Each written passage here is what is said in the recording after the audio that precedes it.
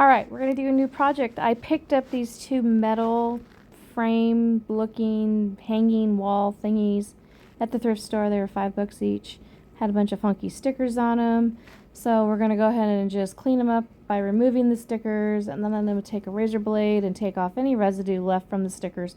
Also, in the middle of the frame part, there was some real gunky stuff. So I used my razor blade, and then I mixed up a concoction of White Lightning, which White Lightning is a cleaner that's from Dixie Belle. It is a really good pre-paint cleaner where you just take a couple teaspoons of the White Lightning, put it in some water. Then basically I just took a scrubby and washed the heck out of this thing. As you will see how dirty and gross the water was just after me washing it. This stuff that comes from China has some weird film on it.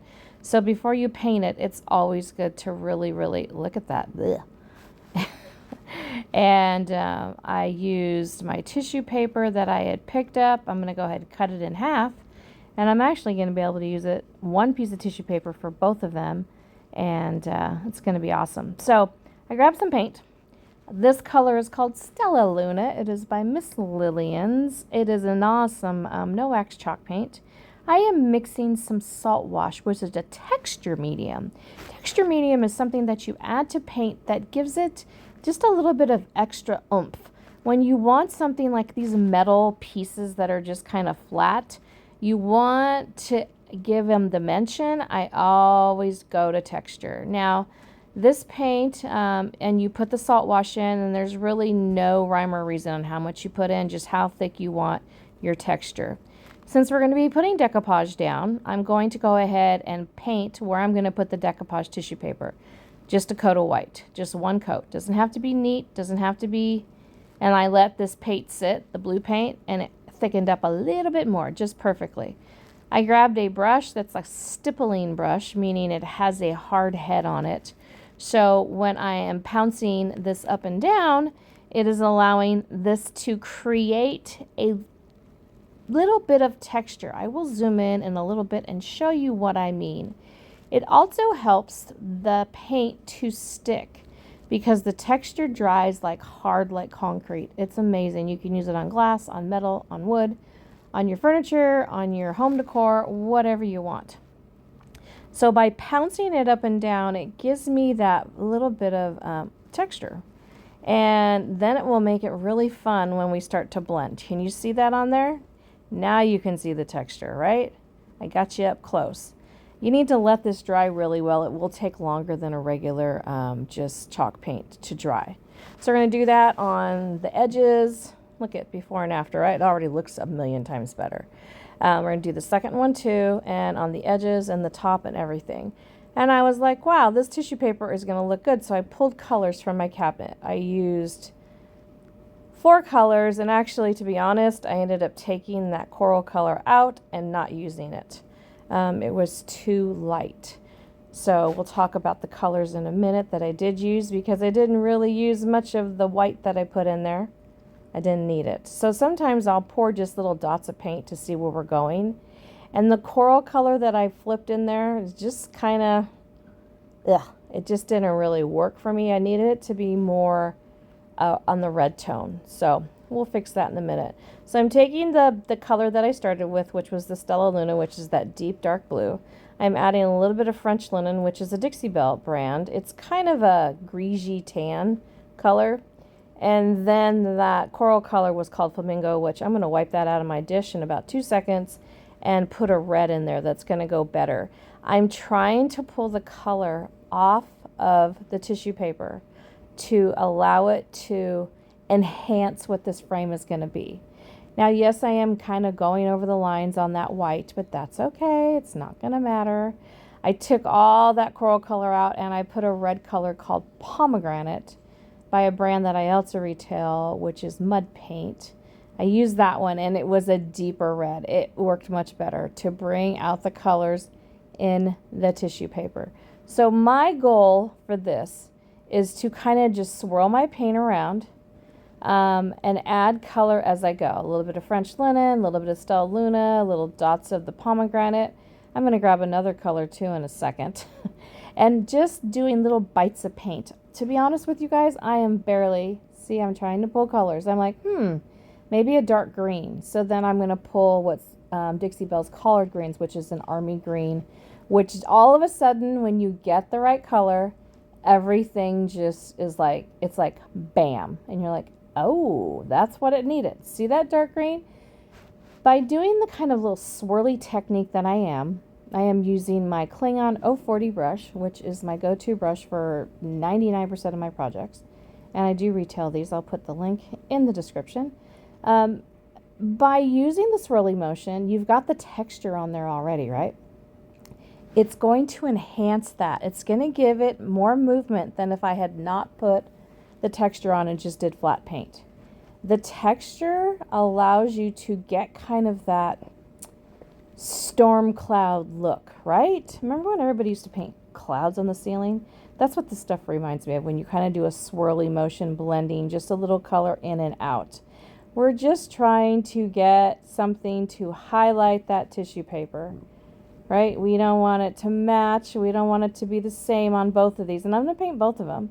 And I'm just kind of swirling around, just not really thinking too much about it. The base coat's the dark blue. I'm going to incorporate the dark blue back in. Now this, when we do the second part of this paint, we do not have texture in it. The texture's already laid down one time. We don't need to keep adding it in our paint. I guess I need to explain that. It's already got the bumps when it dried. So we're just kind of swirling around, a little bit of color here and there. I didn't even need to spray it with water. Don't forget the sides and the top. So let's throw the other one. So that paint, the red is called pomegranate. And when you mix red and blue together, you get a purple.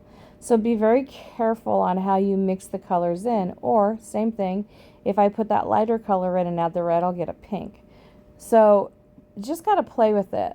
My advice to you is, if the colors don't look good, stop, let it dry, and repaint it. It's only paint.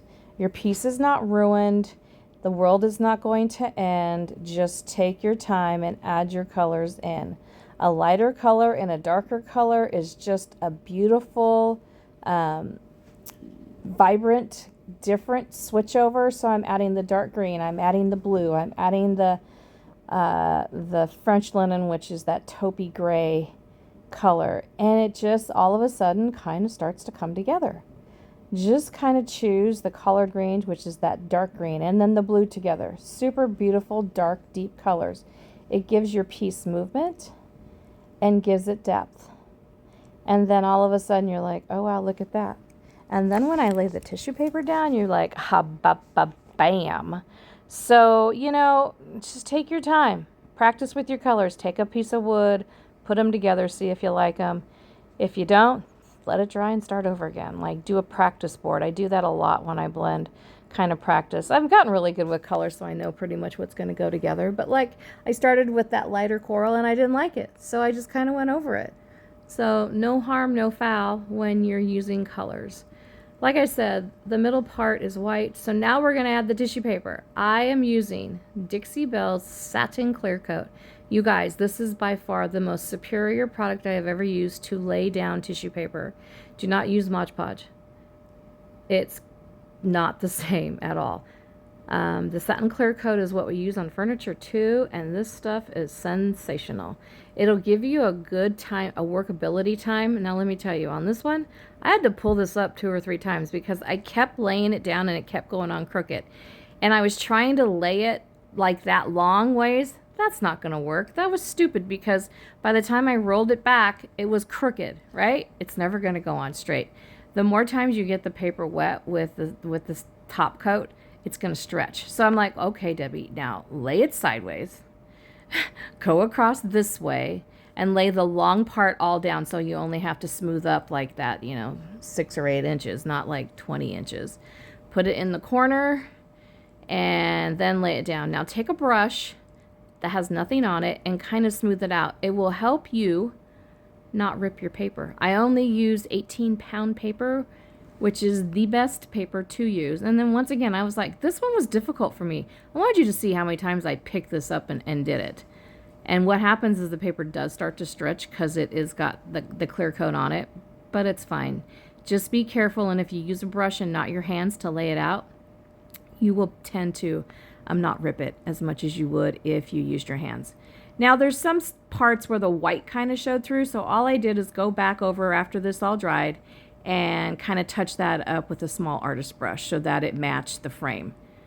And there you go, look at that. Now when you're done with this, you're going to take that satin clear coat and you're going to go right over the top, and it's going to seal it in. Do you see how it looks kind of opaque and kind of a opalescent color? That's fine, it's just wet. As soon as it dries, it'll be totally transparent and totally clear. And while you're at it, seal the frame at the same time, because it's all painted, it's ready to go. Once this dries, it's done. It's for sale in my store. The YouTube video is done. This was a super easy project. So a 20 by 30 piece of tissue paper in my store is $11.95. I did 2 wall plaques and a small little chest with 1 sheet of tissue paper. I have enough tissue paper left with 1 bird on it to do 1 more project. So I would say for that price and the price that I paid for these 2 frames, I've got a winner chicken dinner. This is so pretty. Look at how gorgeous they are side by side on the finished piece. See how the colors just blended together, how vibrant those birds are, because you have to put that white behind the tissue or it won't be vibrant. You guys, I love this stuff. Please watch, subscribe, and in the description I will have the links to all the products I used in the video. Here's a little cabinet I painted too in the same color. And look, I still had 1 piece left. 1 piece of tissue paper, made 3